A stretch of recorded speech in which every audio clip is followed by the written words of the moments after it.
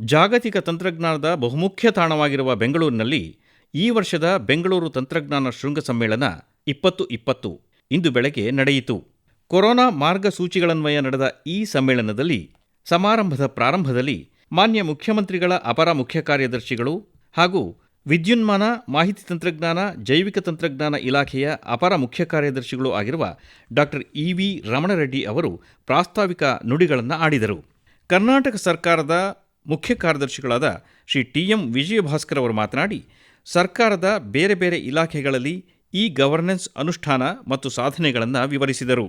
ಶಿವಾಜಿನಗರ ಕ್ಷೇತ್ರದ ಶಾಸಕರಾದ ಶ್ರೀ ರಿಜ್ವಾನ್ ಅರ್ಷದ್ ಅವರು ಮಾತನಾಡಿ, ಬೆಂಗಳೂರು ಯಾವತ್ತಿಗೂ ಅನ್ವೇಷಣೆ ಹಾಗೂ ತಂತ್ರಜ್ಞಾನ ಕ್ಷೇತ್ರದಲ್ಲಿ ಮುಂಚೂಣಿಯಲ್ಲಿಯೇ ಇದೆ. ತಂತ್ರಜ್ಞಾನದ ಬಳಕೆ ಸಂಪೂರ್ಣವಾಗಿ ಆಗಬೇಕು ಮತ್ತು ತಂತ್ರಜ್ಞಾನದ ಉಪಯೋಗ ತಳವರ್ಗದ ಜನಕ್ಕೂ ತಲುಪಬೇಕು ಎಂದರು. ಕರ್ನಾಟಕ ಸರ್ಕಾರದ ಬೃಹತ್ ಮತ್ತು ಮಧ್ಯಮ ಗಾತ್ರದ ಕೈಗಾರಿಕೆಗಳು ಹಾಗೂ ಸಾರ್ವಜನಿಕ ಉದ್ಯಮಗಳ ಸಚಿವರಾದ ಶ್ರೀ ಜಗದೀಶ್ ಶೆಟ್ಟರ್ ಅವರು ಮಾತನಾಡುತ್ತಾ, Karnataka has garnered 42% of India's total investments covered across 64 projects with rupees 1,16,000 lakhs crores according to the latest TPIIT data.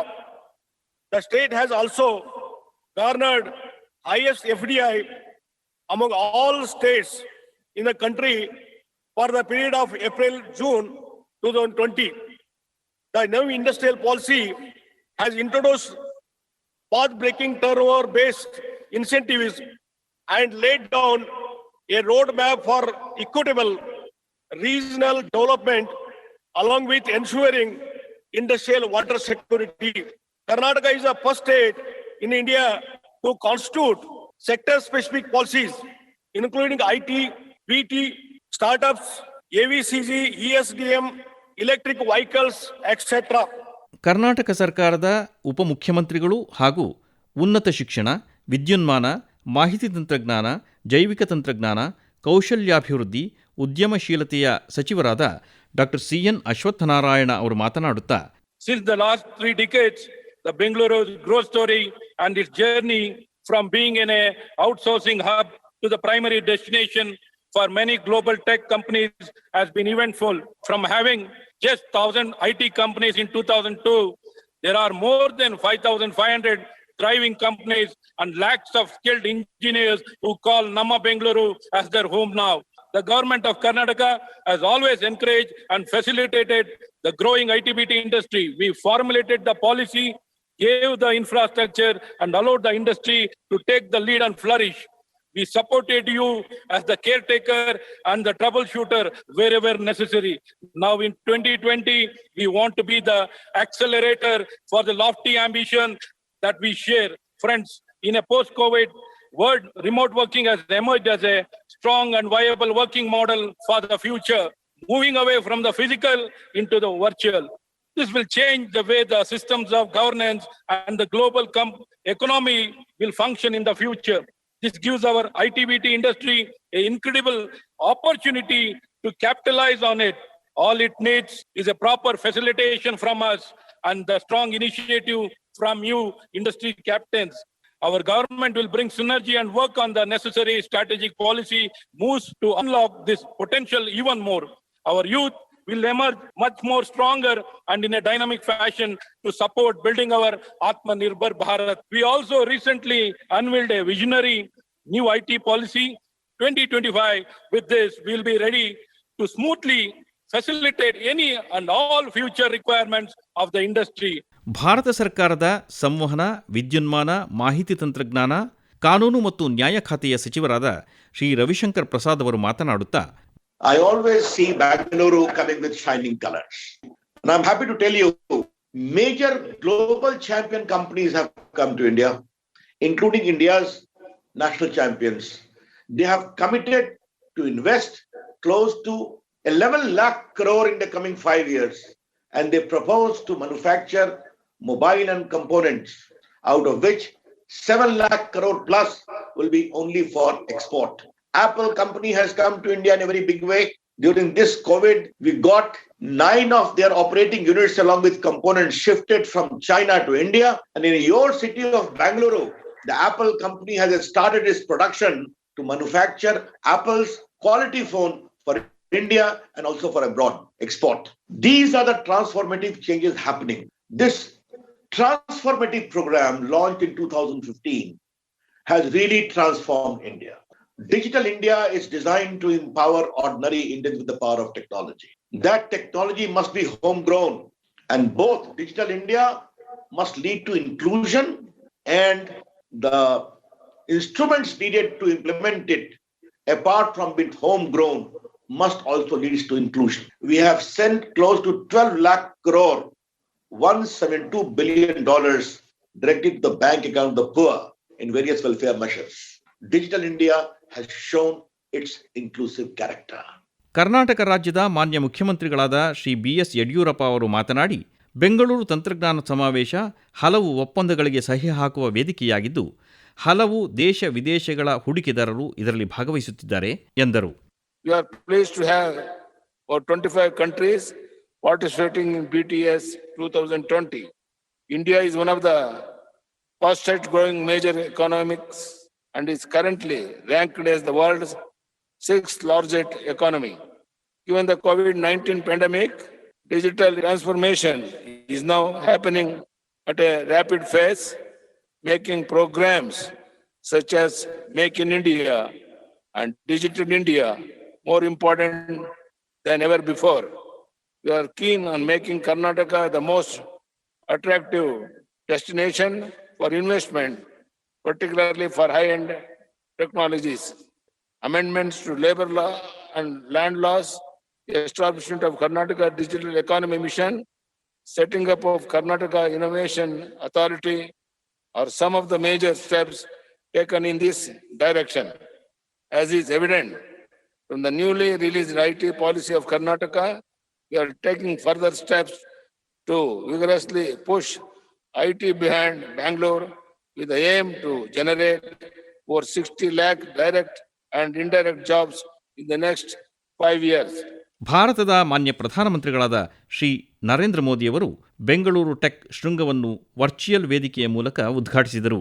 ಶ್ರೀಯುತರು ಮಾತನಾಡುತ್ತಾ, Digital India has become a way of life, particularly for the poor, marginalized, and for those in government. Thanks to Digital India, our nation has witnessed a more human-centric approach to development. Using technology on such a large scale has brought about several life changes for our citizens. The benefits are for everyone to see. Our governance model is technology first. Through technology, we have enhanced human dignity. Millions of farmers receive monetary support in one click. At the peak of the COVID-19 lockdown, it was technology that ensured that India's poor received proper and quick assistance. If India is successfully operating the world's largest healthcare scheme, Ayushman Bharat, it is due to a big role of technology. Today, it is also technology which gives us the confidence that we will be able to vaccinate our large population in a short period of time. Friends, when it comes to technology, the way ahead lies in learning and growing together. Inspired by that approach, a number of incubation centers are opening in India. We will see a high amount of tech adoption in the fields of education, health, shopping, and more. We can surely further make the tech tools more user-friendly. It is time for tech solutions that are designed in India but deployed for the world.